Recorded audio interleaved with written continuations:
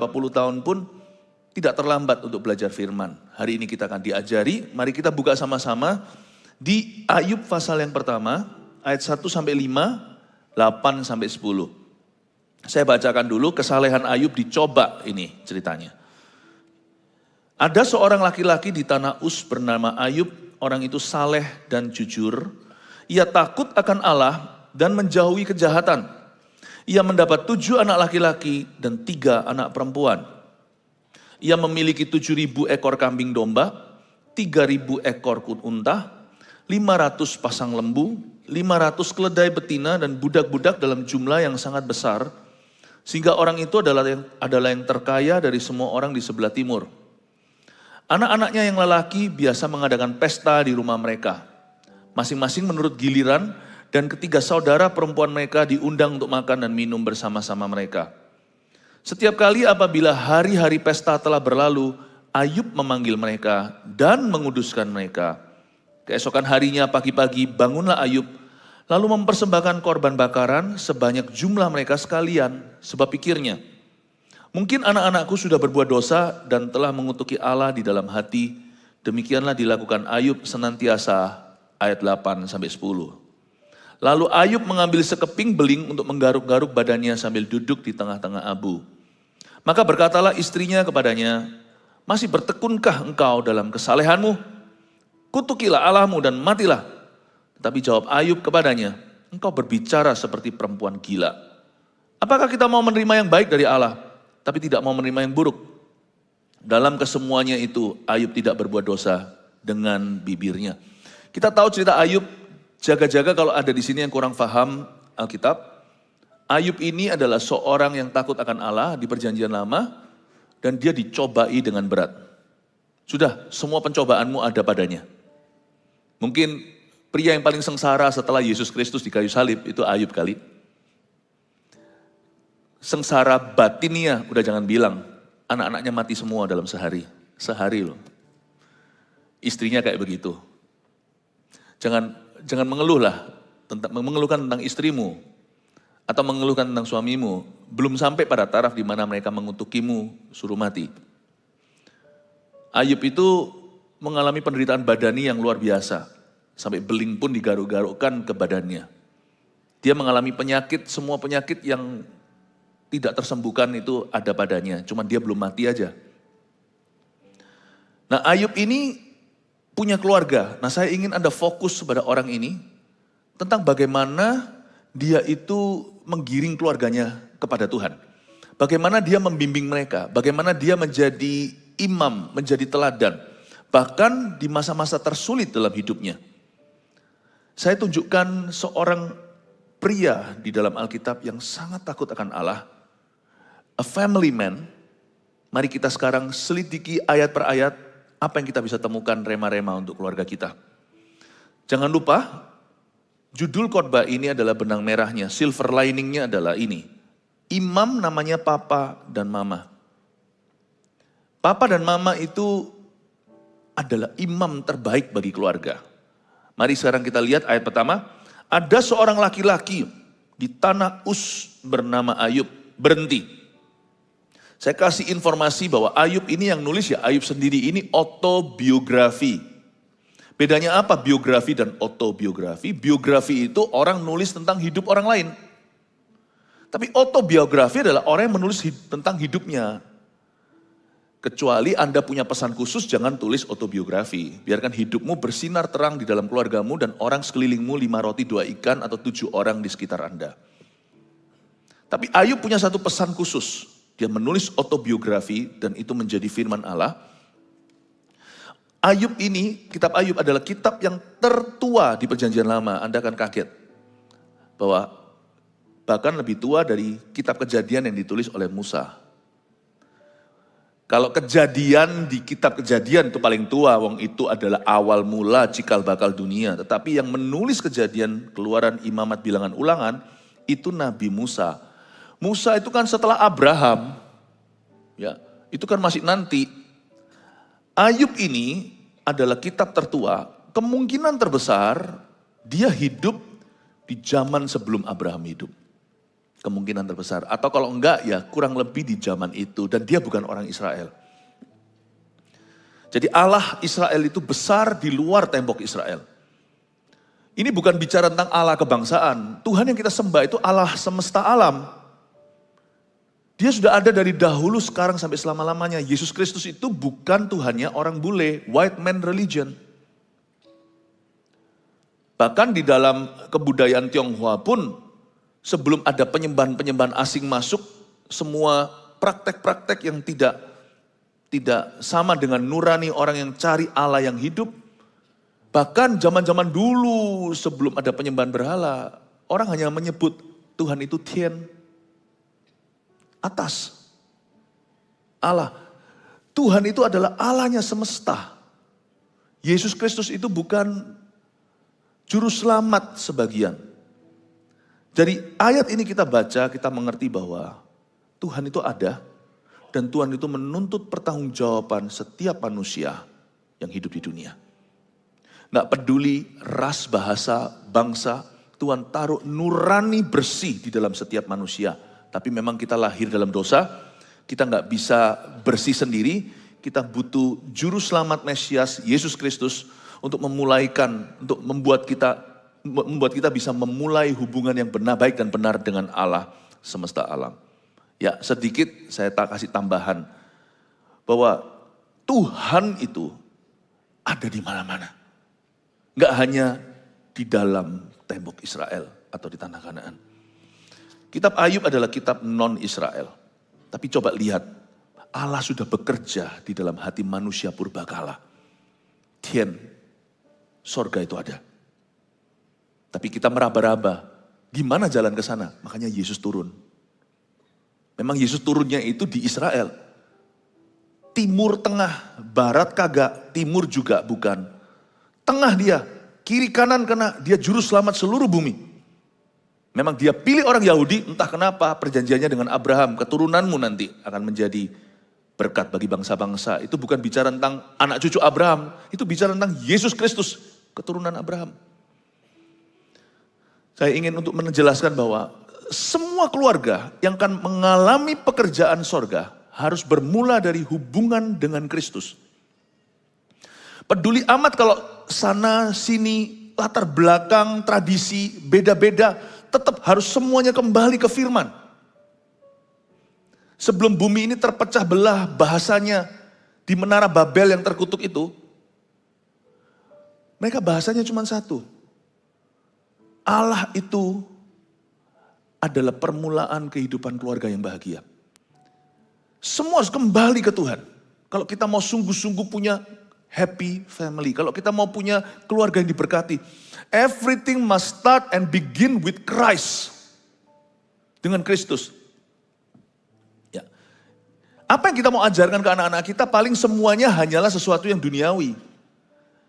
Warisan yang papa mama bisa kasih ke putra-putrinya, yang terbesar, yang termulia adalah Injil yang mereka bisa beritakan kepada anak-anak mereka. Buat apa kita bisa memberikan kepada mereka segala sesuatu di dunia ini, tapi mereka kehilangan nyawanya suatu hari. Zaman sekarang ini memang tidak populer bicara tentang neraka, sorga, apalagi neraka. Tetapi tetap firman Tuhan berkata neraka ada, sorga ada. Buat apa kita itu menggiring keluarga kita kepada sesuatu, prosperity, kemakmuran, sukses, sekolah, suatu hari jadi orang, tapi ujungnya dia binasa. Buat apa kita bilang kita cinta papa mama kita, tapi kita nggak pernah memberitakan Injil pada mereka, takut nanti mereka marah. Mendingan saya dimarahi daripada mereka binasa. Mendingan saya dikucilkan. Apa sih kekhawatiran Anda, kekhawatiran kita? Kalau anak-anak muda mungkin takut allowance atau uang saku nggak diberi, sekalipun kalau Anda diusir dari rumah, it's worth it. It's worth the attempt.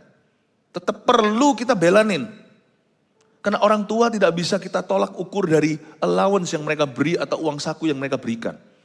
Orang tua terlalu berharga buat kita.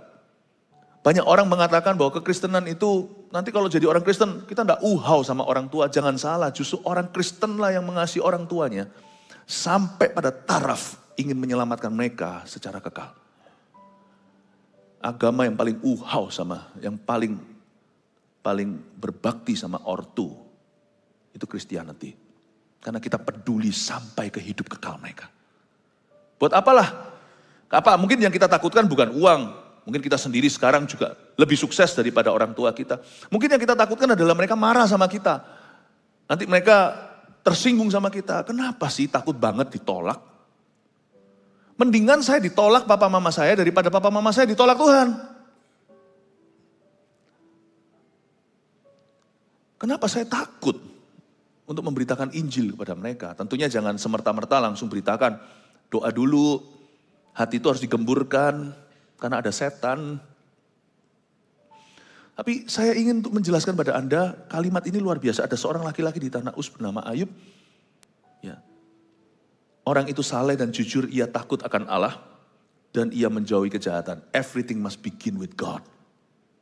Apapun yang kekal dalam keluarga harus bermula dari hubungan dengan Allah. Hubungan dengan Tuhan. Ya, ini adalah autobiografinya. Dan Nuh itu masuk dalam silsilah keturunan Nuh dari anak Sem. Nuh itu punya 3 anak, Sem, Ham, dan Yafet. Ham itu yang kena kutuk karena cerita-cerita ketelanjangan papa. Ham dikutuk dan jadi kolesterol. Enggak juga ya. Itu Ham babi ya, bukan ya. Ham dikutuk dan dari Ham itulah turun-temurun banyak bangsa-bangsa yang sudah dipunahkan seperti Filistin. Musuh-musuh Israel. Ya, Sem, Ham, dan Yafet ini jangan diartikan kalau Anda baca silsilah mereka, Sem diberkati, Ham dikutuki, jangan habis itu kita jadikan ini sebagai tempat untuk rasis ya. Oh, bangsa itu keturunan Sem, orang Asia, orang Eropa, orang Arab, orang apa, ini keturunan mana? Bukan. Ini artinya signifikansinya rohani. Bahwa ada keturunan yang diberkati, ada keturunan yang dikutuki. Diberkatilah keturunan orang-orang yang takut akan Allah. Bukan berarti mereka gak punya masalah, tapi mereka punya Tuhan dalam masalah mereka. Dikutukilah orang-orang yang mengandalkan kekuatan dan kekayaannya dan kemampuannya dan meninggalkan Allah yang hatinya menjauh daripadaku. Orang-orang seperti itu mungkin punya sesuatu yang dibanggakan, tapi pada akhirnya semuanya sia-sia. Ya, keturunan Sem, anak sulung Nuh, turun itu ada Ayub. Oke, kita lanjut ayat 10. Ia mendapat 7 anak laki-laki dan 3 anak perempuan, gak tanggung-tanggung, orang kaya namanya. He can afford it. Dia sanggup membesarkan 10 anak. Mensekolahkan mereka tinggi-tinggi meskipun zaman itu saya nggak tahu. Sebelum zaman university, sekolah mereka itu sekolah seperti apa? Sekolah tradisi, ilmu-ilmu yang praktis. Saat itu pokoknya 10 anak-anak ini mereka betul-betul dibesarkan dengan benar oleh Ayub. Nanti saya tunjukkan ternyata di ayat keempat. Anak-anak itu kalau pesta, dia tidak wild party. Kalau dia setiap kali pesta, dia itu undang saudara-saudaranya. Jadi ketara bahwa Nuh telah membesarkan anaknya dengan benar. Siapa bilang kerusakan itu baru ada di zaman ini? Dari zaman dulu sudah ada Sodom dan Gomora. Rusak itu sudah ada dari zaman purbakala. Tapi anak-anak Ayub itu, bahasa Surabayanya genah-genah. Puji Tuhan ya, mau tahu bagaimana Anda sebagai papa mama, coba lihat aja anaknya. Sebagai pendeta pun bukan perkecualian, kadang-kadang bisa jadi anak-anak pendeta bermasalah. Anda mau melihat ministry seseorang, lihat putra-putrinya, lihat anak-anaknya. Makanya itu janganlah kita hanya mengejar mimpi kita. Orang yang berbisnis mengejar harta, lalu habis itu lalu mengorbankan waktu dengan putra-putrinya. Kalau dalam pelayanan, pendeta juga bisa melakukan kesalahan yang sama, yaitu mempersembahkan atau mengorbankan anak-anaknya di mesbah pelayanan. Orang lain dia hidupkan, anak-anaknya dia matikan. Maka lihat nanti ya, anak-anak yang kurang kasih, biasanya akan nampak suatu hari. Bapak ibu saudara, buat apa kita itu sukses kejar ini itu semuanya. Tapi ternyata glory kemuliaan orang tua, papa mama itu terletak pada hidup anak-anaknya. Kita kerja, orang timur sih mikirnya begini demi anak cucu. Kerja demi anak cucu, tetapi anak cucu mereka terbengkelai. kita abaikan. Buat apa kita kerja untuk mereka, tapi mereka kita buang? Bukankah hidup itu seharusnya seimbang? Dalam Tuhan, Tuhan ajari kita. Tuhan itu kasih kita hikmat dan wahyu. Tuhan itu mengajarkan kepada kita bahwa bekerja itu juga dalam mandat Allah. Tapi menjadi orang tua itu panggilan Tuhan. Anak itu adalah titipan. Makanya yang bujangan juga dengarkan. Jangan punya pikiran, jangan punya pandangan tentang seks seperti yang dunia hendak ajarkan. There's so much responsibility in a sexual life. Begitu banyak tanggung jawab di dalam kehidupan seksualita. Itu bukan hanya bukan hanya perbuatan fisik. Tapi dari itu Tuhan akan meminta keturunan ilahi. Dari prokreasi itulah muncul manusia-manusia baru dalam hidupmu. Yang muda-mudi pelajari. Seks bukan hanya rekreasi di dalam pernikahan. Tapi dia prokreasi, procreation, dia menciptakan sesuatu. Dan orang tua juga mari kita hari ini kembali diingatkan oleh Tuhan bahwa anak-anak itu adalah titipan Tuhan pada kita. Glory kita nanti suatu hari bukan di karir kita. Kemuliaan kita bukan duit berapa banyak investasi kita, aset kita. It's how your children live according to His will. Bagaimana anak-anakmu hidup sesuai dengan kehendak Allah. Percayalah kalau Anda besarkan anak Anda, meskipun uangnya pas-pasan, kalau anak Anda jadi, mereka bisa cari uang sendiri. Tentunya tidak disarankan untuk hidup foya-foya, upgrade lifestyle melulu. Tentunya kita harus pikirkan panjang nih ke depan. Tapi ya jangan pelit jadi orang, semua itu ada hikmatnya. Kalau kita bisa menabung dan kita bisa meninggalkan suatu warisan, aset atau apa kepada anak-anak kita, ya puji Tuhan bonus-bonus untuk mereka. Tapi sebenarnya hidup anakmu tidak bergantung itu loh. Hidup anak Anda itu bergantung teladan Anda. Dan iman Anda kepada Tuhan itu bisa ditularkan atau tidak. Kalau mereka punya itu dan mereka bisa respect hidupnya sendiri. Keluarga Anda tidak harus bermula seperti Ayub, very rich atau kaya raya. Tapi kalau keluarga Anda digiring dengan benar, maka anak-anak Anda nanti suatu hari pasti akan tambah kaya, tidak akan jadi tambah miskin. Halal lagi kekayaannya. Anda tidak usah khawatir. Sebab Tuhanlah yang memberkati karir. Mitos papa mama adalah, aku harus cari duit sebanyak-banyaknya. Udah, anak-anak jangan ganggu papa. 7 hari seminggu aku bekerja, gak punya waktu untuk putra-putriku. Ini semua juga untuk kalian. Tapi anak gak ngerti, anak maunya waktu dengan kita. Apalagi kalau masih kecil. Gak usah kejar ini seperti kesetanan demi mereka. Kejarlah mimpimu dengan Tuhan, miliki hikmat atur waktu, tapi perhatikan mereka. Luangkan waktu dengan putra-putrimu. Sebab tidak perlu Anda membakar diri, mengorbankan diri, Anda absen sama sekali, supaya ini nanti mereka terima. Sebab nanti ujungnya, anak tidak cari itu kalau hati mereka murni. Kecuali kalau anak memang sudah mati rasa sama papa mamanya, akhirnya duit-duit melulu. Anda akan melihat di situ permulaannya. Anak itu waktu kecil dan masih polos, bukan itu yang dia cari. Tapi ujungnya karena sudah rusak. Dan rusak hatinya karena kurang kasih membuat dia jadi pergaulan yang salah dan sebagainya. Akhirnya papa mama pun tidak mau. Money only please. Itu anak yang sudah rusak, itu spoil kids. Itu anak yang sudah manja, itu anak yang sudah salah. Pada dasarnya setiap anak yang dititipkan kita bermula polos. Kalau sampai anak itu akhirnya sudah tidak lagi menuntut waktu sama papa mamanya. Menurut saya anak itu sudah sakit mah. Gambar dirinya sudah rusak. Dan sudah dirusak oleh dunia. Jadi papa mama, no need, just your money please. Just your money. Pada dasarnya semua anak waktu kecil pasti mau mami daddy, bukan money. Karena mereka belum mengerti gunanya uang. Nah bisakah kita tangkap momentum itu dan kita kembangkan dalam diri mereka? Sambil kita mencari nafkah. Bisa enggak? Tapi orang tua lah yang seringkali menjadikan anak-anaknya sakit mah. Gambar dirinya lenyap.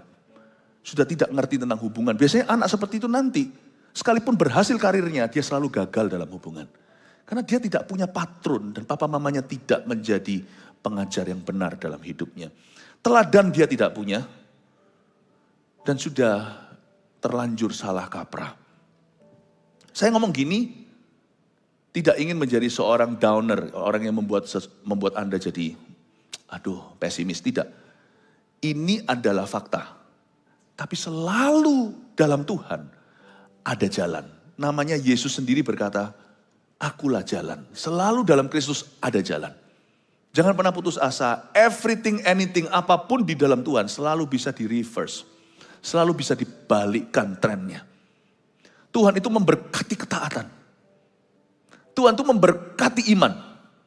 Selama Anda beriman hari ini, tidak ada kata terlambat. Selama Anda mau taat, kita mau taat pada Tuhan. Dan apa yang firman ajarkan, apapun selalu bisa ditunggang balikan. Bahkan tawanan pahlawan pun bisa direbut kembali, kata firman. Bulu patah terkulai pun tidak akan dipatahkan. Sumbu yang sudah pudar nyalanya pun sudah habis, sumbunya itu sudah gosong pun bisa nyala lagi kalau dalam Tuhan. Karena di dalam Kristus itu ada yang namanya supernatural blessing. Apapun yang bergeser ke kiri, mungkin ke arah yang salah, bisa kembali digeser ke kanan. Apalagi tahun ini kita cetuskan menjadi tahun bergeseran, tahun mujizat, berarti anything, everything can still change. Amin Bapak Ibu Saudara. Kembali ke ayat 2, ia mendapat 7 anak laki-laki dan 3 anak perempuan. Lalu ayat 3, saya mau bicara tentang kekayaan Ayub. Ia memiliki 7.000 ekor kambing domba. Gak tahu sekarang kalau kambing 1 ekor itu kalau lagi dijual pas Idul Adha itu berapa duit. Domba, mungkin domba lebih mahal ya dengan bulunya semua wool itu, apalagi kalau domba yang ras. 3.000 ekor unta, hitung sendiri deh. 500 pasang lembu, 1 sapi itu berapa juta? Dan ini kalau sapinya itu yang wagyu kali berapa? 500 keledai betina dan budak-budak, ini adalah hewan-hewan transportasi. Keledai betina zaman dulu belum ada mobil, belum ada motor, belum ada engine. Jadi setiap keledai itu adalah mata pencaharian. Kalau Anda lihat sekarang pun masih ada di Israel, di negara-negara Arabia, orang-orang pakai unta, keledai semuanya itu naik ke punggungnya, perlu bayar. Itu adalah bisnis. Dan budak-budak dalam jumlah yang sangat besar, sehingga orang itu adalah yang terkaya dari semua orang di sebelah timur. Jangan kita iri kepada kekayaan orang lain kalau kekayaan itu diperolehnya lewat kebijaksanaan. Tidak pernah waktu saya baca ayat pasal pertama Ayub ini, orang ini foya-foya sekalipun dia kaya raya. Orang ini pasti menginvestasikan kembali, dia tahu mana yang harus dihabiskan, jangan kau simpan gandum yang harus kau makan. Jangan juga jadi orang yang kaya raya, istilahnya nih saya nggak ngomong soal fashion, tapi kaya raya tapi singletan. Makannya begitu, nggak pernah mengupgrade apa-apa, keluarganya sengsara padahal uangnya tak ternilai di bank. Buat apa? Duduki kekayaan sampai kau mati. Ada gandum yang harus kau makan. Please jangan disimpan. Let your family eat. Jangan berangus mulut lembu yang sedang membajak. Seorang pekerja patut mendapat upahnya. Eat, kata Tuhan kepada Petrus. Sembelih dan makan. Enjoy it with your family. Jangan pelit. Ya, lawan kata jangan foya itu bukan pelit. Tapi hikmat. Ada gandum yang harus kau makan. Tapi juga ada benih yang jangan kau bawa pulang. Ada benih yang ketika Anda terima, kau kembali taburkan. Ada porsi untuk memberi.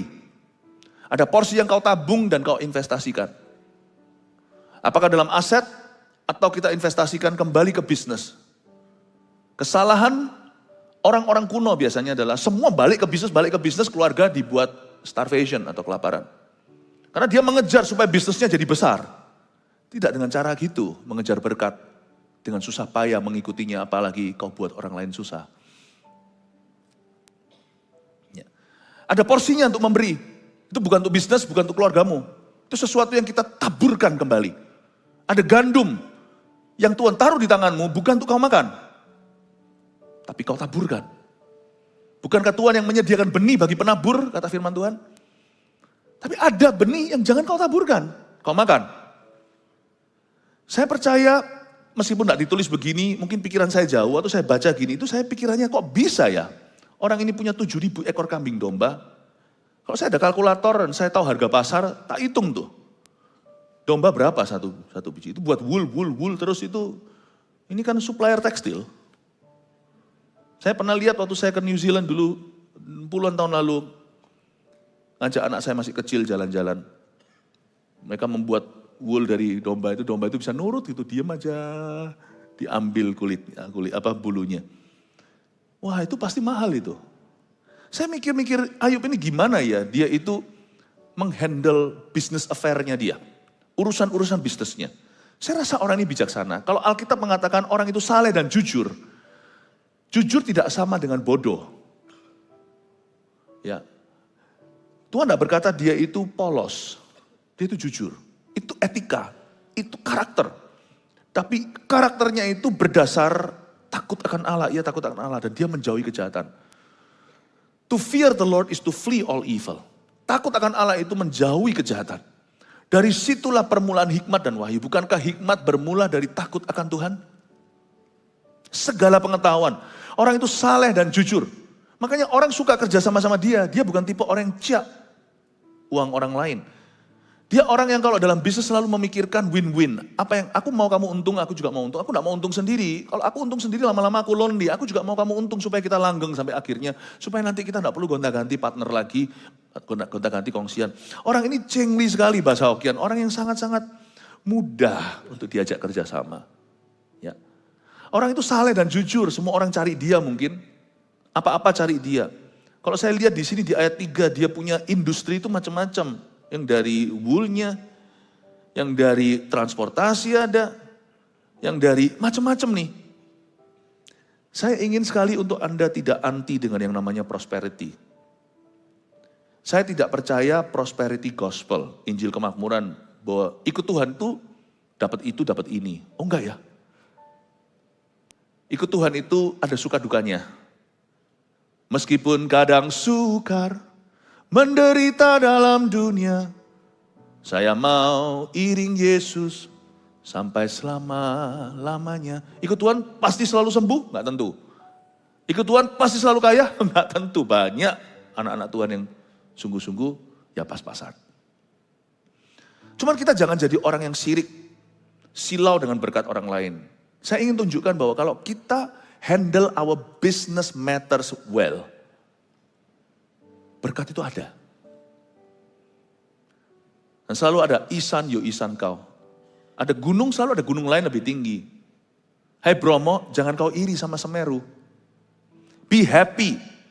Belajar untuk senang melihat orang lain diberkati. Waktu saya baca ayat 3 ini saya berkata kalau bisa ya. Andai kata Ayub ada ya, suruh dia bicara di Biskon kemarin. Dia sudah mati. Ini orang pasti dahsyat sekali. I would like to know. Tapi yang pasti saya belajar sesuatu. Saya bacakan aja, Anda tidak usah buka. Amsal pasal 11 ayat 24 sampai 25. Jangan anti prosperity kalau itu dari Tuhan, kalau itu dikelola dengan bijaksana. Bunyinya begini, Amsal 11 ayat 24-25, ini bicara tentang dunia bilang good luck. I don't think so, ini bukan luck. Ada yang menyebar harta tetapi bertambah kaya. Ada yang menghemat secara luar biasa, pelit tuh orang. Duitnya banyak, pelitnya luar biasa. Kalau bisa tuh everything, kalau bisa itu keju dipotong lagi lebih tipis lagi itu keju yang lembar-lembar itu. Ada yang menyebar harta tetapi bertambah kaya. Kok bisa? Ada yang menghemat secara luar biasa namun selalu berkekurangan. Siapa banyak memberi berkat, diberi kelimpahan. Jangan iri sama orang yang dilimpahi sama Tuhan. Dia diberkati karena Anda tidak tahu. Dia memberi banyak berkat. Siapa memberi minum, ia sendiri akan diberi minum. Jangan buat jalanmu susah. Prosperity itu ada. Kemakmuran yang dari Tuhan itu ada, hai papa mama. Tapi itu yang pasti bukan dengan mengorbankan anak-anakmu. Dan mengorbankan waktu dengan mereka. Sebab Tuhan tidak berkenan. Itu yang disebut susah payah, tidak perlu mengikutinya. There is no blessing in that. Saya selalu ajarkan kepada orang-orang yang ada, yang saya temui. Apalagi anak-anak muda yang suka begadang malam, saya bilang, tidak ada berkat malam hari. Kau pikir malam-malam, bukan berarti anti ngelembur. Pekerjaan kami itu selalu mengharuskan kami ngelembur melulu. Sungguhan, pekerjaan pelayanan kita ini tidak mudah. Menghandle 255 gereja. You think it's easy? Lebih baik menghandle aset daripada menghandle orang. Orang itu 1001 masalah. Kami ngelembur terus. Semua gembala-gembala, hamba Tuhan, semua full timer kita. Ngelembur terus. Tapi kalau Anda tidak tidur di waktu tidur, makan di waktu makan, bangun di waktu bangun, bangunnya jam 11, apalagi anak-anak muda bangunnya jam 12, there is no blessing karena Tuhan sudah jelas-jelas mengatakan kita pengkhotbah semua indah pada waktunya. Nya itu bukan waktunya Tuhan saja, N-nya huruf besar. Kalau Anda baca di pengkhotbah, N-nya huruf kecil, waktunya. Everything is in its time. Di waktunya. Waktunya makan ya makan. Waktunya tidur ya tidur. Waktunya di gereja jangan terus cek bisnisnya, cek stoknya kalau Anda memang selalu terpaku dengan stok market. Percuma tuh. Matikan aja. Waktu nyembah, waktu ibadah. Semua itu indah pada waktunya. In its time, bukan in his time, only in its time. Semua itu indah. Karena itu papa mama tidak perlu berlebihan. Ngembur silahkan. Tapi jangan korbankan keluarganya.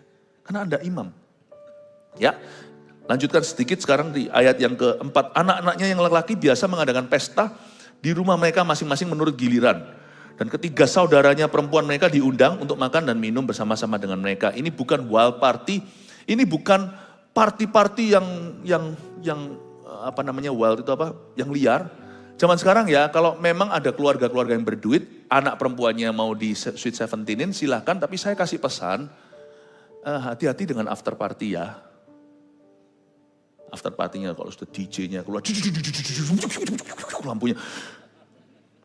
Saya rasa lebih baik tetap harus ada presence orang tua ya. Tetap ya. Kalau bisa siapa saya emangnya berhak untuk menentukan partimu. Tapi kalau bisa ya sudah party. Kenapa sih sekarang itu ada party, ada after party. Berarti partinya gak berhasil dong, harus ada after party. Aneh sih, saya gak tahu sih. Cuman sorry ya kalau saya menyinggung siapa-siapa. Sebenarnya gak usah sih. Karena itu lebih banyak anak-anak muda kalau kumpulin jadi satu, gak ada presence orang tua. Meskipun sudah pada rohani tetap bahaya. Itulah sebabnya ada penjagaan ortu itu penting sekali. Pebisnis tidak ke gereja,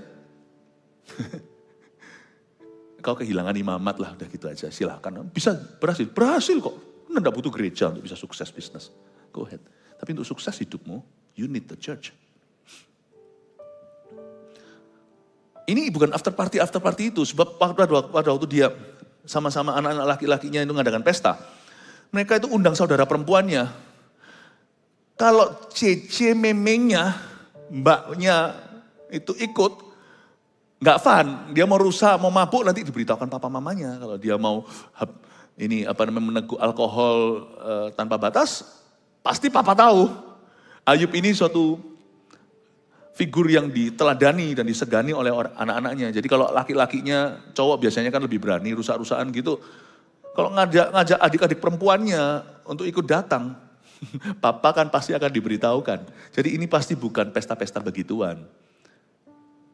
Saya mikir ayat 4 kok banyak pesta ya keluarga ini. Apa foya? Enggak juga sih, anaknya 10. Jadi at least setahun mereka punya 10 birthday parties. Kalau mereka udah menikah, mereka punya 10 anniversary. Apakah Tuhan anti party? Tidak loh ya. Kalau Anda bisa, monggo silahkan. Tuhan tidak anti. Kalau saya baca di ayat 4 ini tidak ada sentimen Tuhan melawan. Tapi Tuhan justru pakai ini untuk menunjukkan betapa salehnya keluarga ini. Makanya itu saya percaya gereja, saya rasa tetap berkenan untuk gereja itu mengadakan seperti Christmas event. Christmas celebration, peduli amat orang ngomong apa di dunia sana, komentar sih boleh aja. Gereja kita tetap pada pendirian.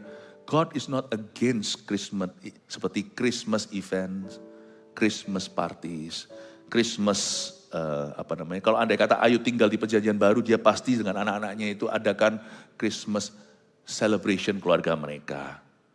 Tuhan tidak anti pesta. Tuhan tidak anti. Tuhan kepingin kita itu juga bisa menikmati. Coba kalau Anda baca kitab Pengkhotbah nanti, Salomo mengatakan, tidak ada yang lebih baik di hidup ini kecuali Anda makan minum dengan orang yang Anda cintai. Jadi Tuhan tidak anti. Banyak orang-orang Kristen itu merasa, wah Tuhan itu, makanya itu banyak orang gak mau jadi anak-anak Tuhan. Kenapa? Ngerasa Tuhannya gak fun. Enggak kok, Tuhan itu gak anti beginian. Tuhan itu anti dosa. Dan dosa itu bisa di pesta, dosa itu bisa di gereja. It's not that. Meskipun tetap harus batas, hati-hati ya. Saya sendiri kalau sudah dengar lampunya mulai gimana, mulai gitu, saya langsung minggat saya.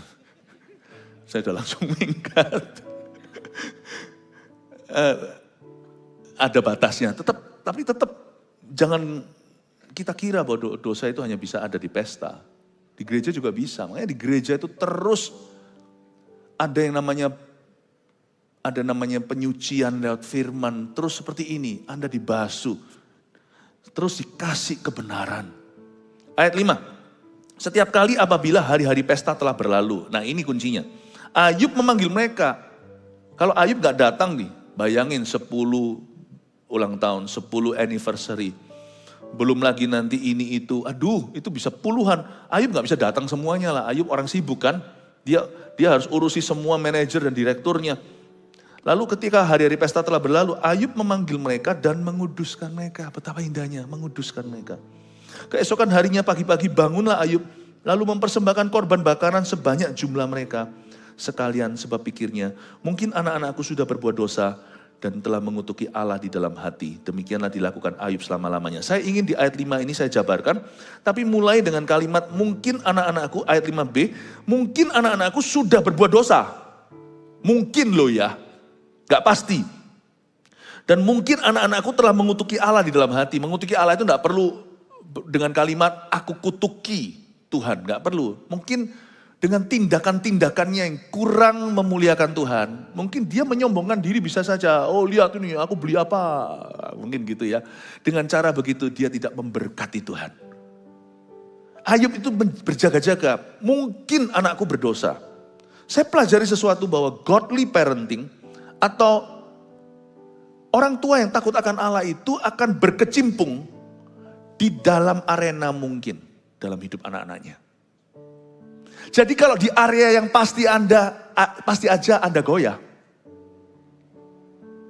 Betapa gagalnya kita jadi orang tua. Sudah tidak bisa jadi pertanyaan lagi apakah kita ini sebagai papa, saya seorang yang berdoa atau enggak. Itu bukan di area mungkin, itu di area pasti. Kalau yang pasti aja belum dipastikan. Betapa banyak PR kita yang ketinggalan.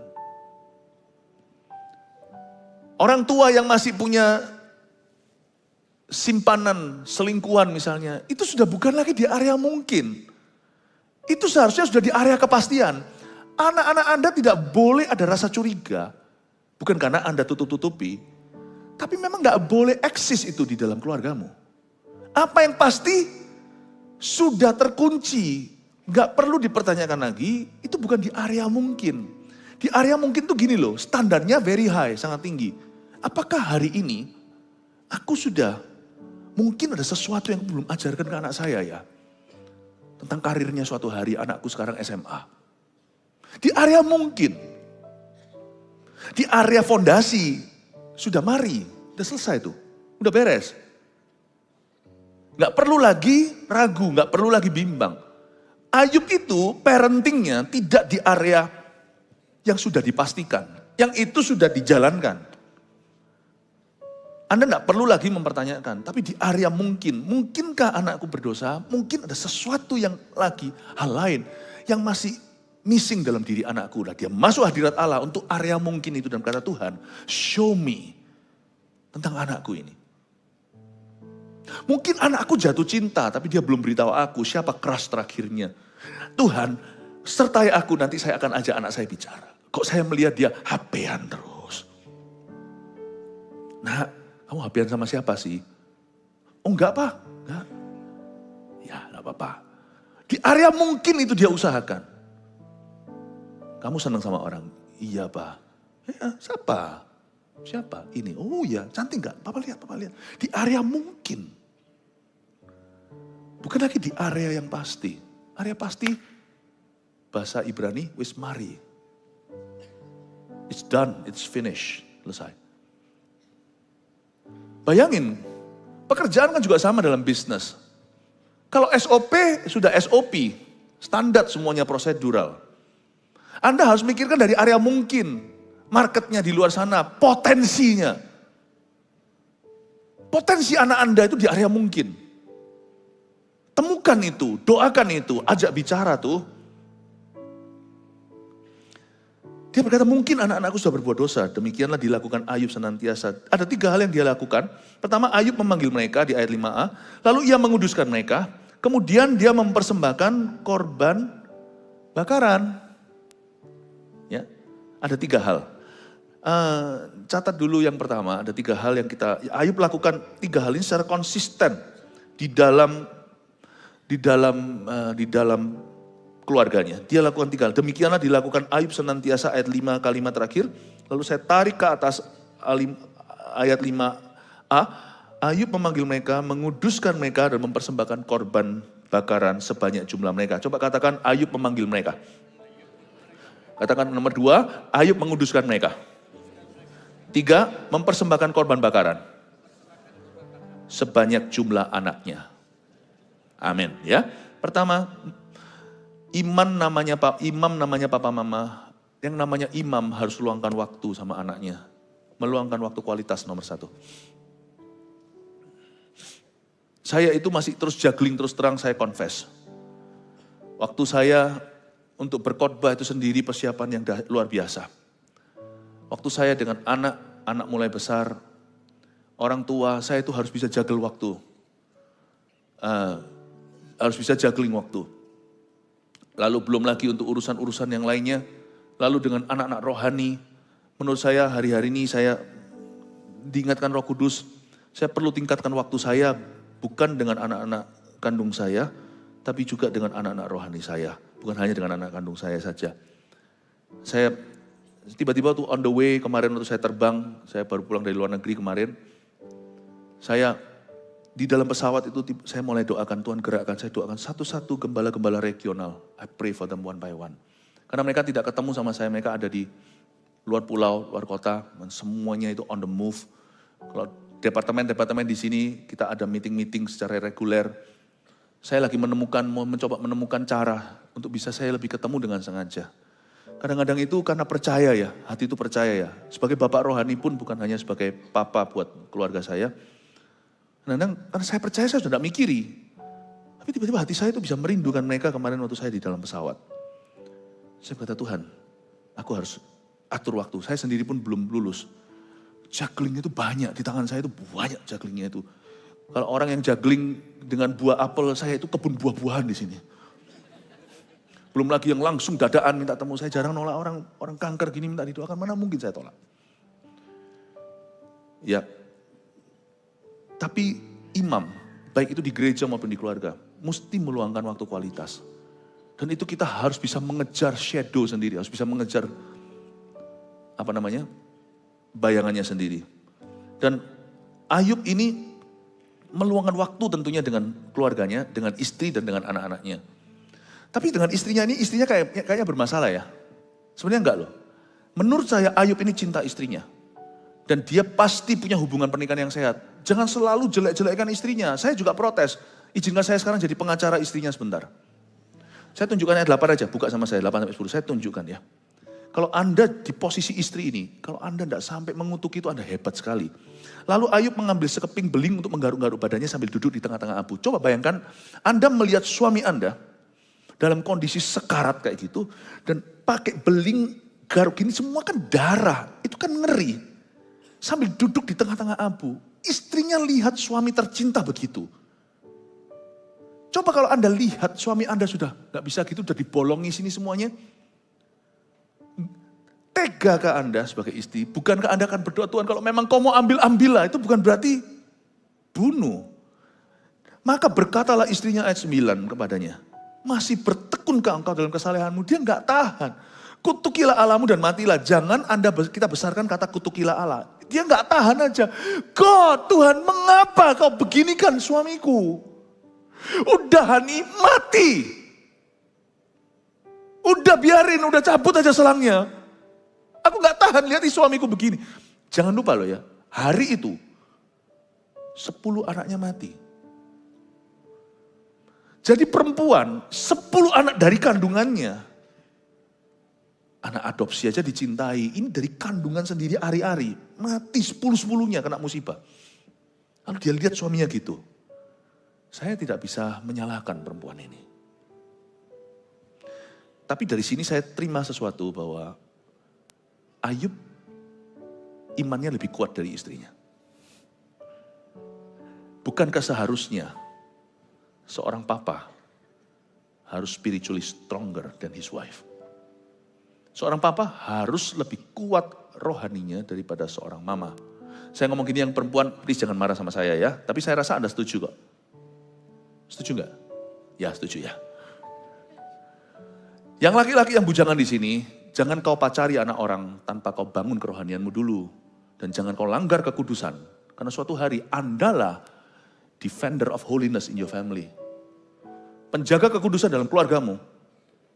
Itu adalah Anda. Dear boys, dear young men, cowok-cowok di tempat ini. Dari ayat ini saya baca, saya lihat bahwa Ayub masih tahan, istrinya sudah bertahan. Padahal Ayub yang alami itu, istrinya melihat dia nggak tega. Dia berkata kutuki dan mati. Ayub adalah seorang yang lebih rohani dari istrinya, imannya lebih kuat. Mungkin istrinya lebih pandai berdoa, tapi Ayub itu jauh lebih dekat sama Tuhan. Karena itu seorang papa harus menjadi imamat yang lebih besar daripada seorang mama dalam keluarganya. Anehnya di zaman ini sekarang, mama yang suruh pelayanan, papa tidak mau tahu tentang ministry. Laki-laki tidak kelihatan di gereja, kebanyakan perempuan semua yang melayani. Salah. Imam besar cuma satu kalau Anda baca Ibrani, Yesus Kristus. Tapi di dalam keluarga, konteks family, imam besar adalah Yesus, tapi imam yang lebih besar bukan dari Yesus. Imam setelah Yesus yang lebih besar bagi keluarganya adalah daddy. Adalah husband, hubby, suami. Perempuan juga jadi imam, wakilnya suami bagi family. Kita lihat lagi ya, coba lihat Ayub jawabnya gimana. Saya tunjukkan ya.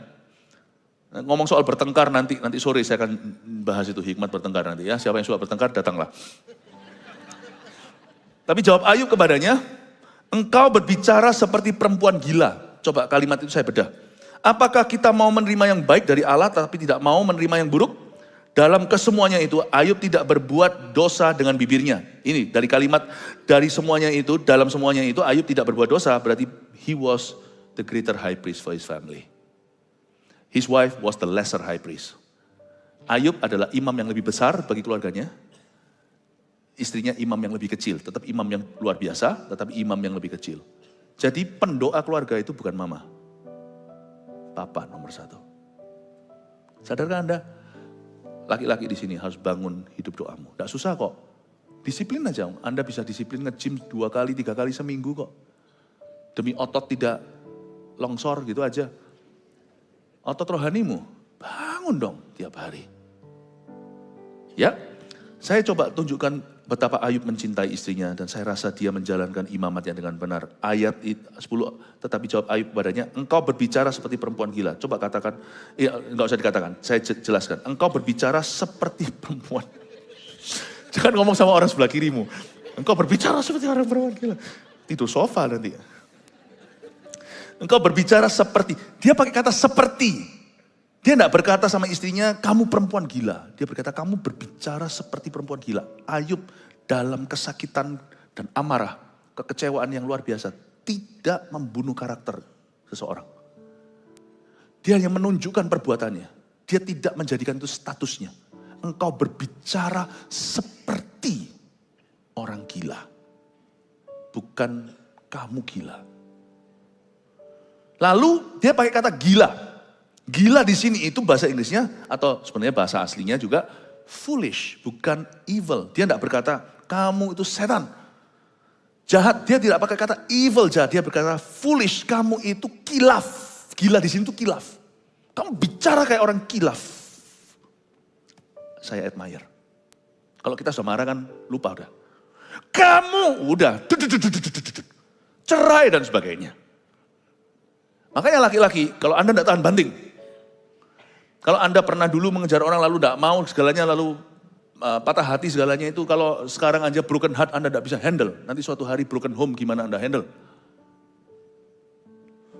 Cowok-cowok di sini tidak usah kesusu, nggak usah terburu-buru. Pastikan Anda bangun kerohanianmu. Yang belum menikah maksudnya. Yang sudah menikah, ayo kejar ketinggalanmu. Ya, oke, 3 hal ini saya jelaskan. 1, meluangkan waktu kualitas. Meluangkan waktu kualitas. Ini saya tadi iseng-iseng hitung. Hari ini, tanggal ini, minggu ini, 154 hari sudah kita lalui dalam tahun ini. Saya hitung, masa-masa di mana saya punya waktu kualitas dengan keluarga saya, istri, anak-anak, itu 67 dari 154 hari itu, 43,5%. Saya menurun dari tahun lalu. Tahun lalu di atas 50. Entah waktu kualitas itu saya bicara sama mereka, doa sama mereka, atau saya meskipun fit call, kalau anak saya satu sekolah di luar negeri, saya selalu hitung dan 67 momen setiap hari, dari 154 hari itu.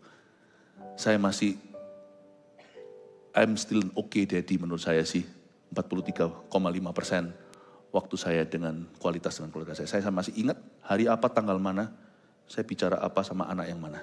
Saya ngomong apa sama mereka, saya masih ingat 67 itu momennya, semua saya catat. I am a committed father to my family. Saya berdoa supaya Anda tidak usah menjadi seperti saya nyatat segalanya, tapi komitmennya, saya berdoa supaya kita sama-sama komitmen. 1, meluangkan waktu kualitas. 2, menanamkan nilai-nilai firman, itu yang disebut dengan Ayub menguduskan mereka, menanamkan nilai-nilai firman. Mesti itu lewat teladan, lewat teaching, lewat pengajaran. Setiap mama dan papa harus bisa ngajar anaknya. Makanya anak kalau tidak berkelakuan benar di masyarakat disebut mereka kurang diajari. Ya, harus bisa mengajari. Plus jangan hanya mengajarkan yang rohani, kasih input sama mereka. Saran saya, papa mama kalau membuat rencana berlibur segala, jangan cuma liburan, tapi ajak anak-anak pergi ke tempat yang bisa menginspirasi mereka. Gak tentu luar negeri, gak semua orang punya kemampuan pergi lebih jauh, tapi Anda bisa keluar kota, misalnya Anda berada di pulau mana, datang ke Surabaya, ke Jakarta, atau ke Bandung, kemana, Semarang.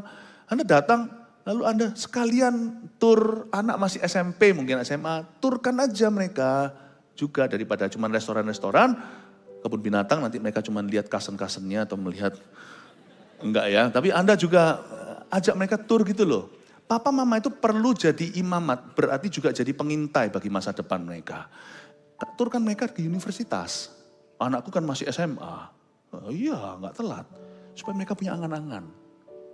Supaya bisa angan-angan. Jangan nanti semuanya tanya mau jadi apa, YouTuber, mau jadi terkenal. Bukan. Tapi mereka sudah belajar gitu loh. Jadi bawa mereka tur untuk melihat universitas mana, ada harinya. Karena papa mama itu bukan hanya menanamkan nilai firman, tapi mereka juga memberi inputan pada anak-anaknya. Orang tua harus jadi inspirasi. Jangan berkata terserah anakku, iman mereka pilih-pilih sendiri. Loh kok begitu? Karir juga mereka pilih-pilih sendiri. Memang akhirnya keputusan mereka, tetapi Anda harus menjadi informan. Nanti waktu Anda memberi informasi kan kelihatan itu di wajah mereka dan kelihatan di cahaya mata mereka. Mana yang membuat mata mereka bercahaya? Mungkin dari 7 pilihan atau nggak ada pilihan sama sekali, nggak pernah dipikirkan, Anda nanti akan di-cut sampai tinggal 2-3 pilihan. Jadi anak Anda itu terarah. Jelas, gimana aku bisa membangun visi Tuhan dalam hidupku. Papa mama. Mari kita buat goal kalau anak kita masih kecil, nanti kalau mereka SMA ditanya mau jadi apa, nggak tahu. Saya harap anak dari kecil, anak-anak saya tidak mau saya giring begitu. Saya dan istri saya komitmen kalau mereka ditanya, mereka langsung bisa jawab, mau jadi ini.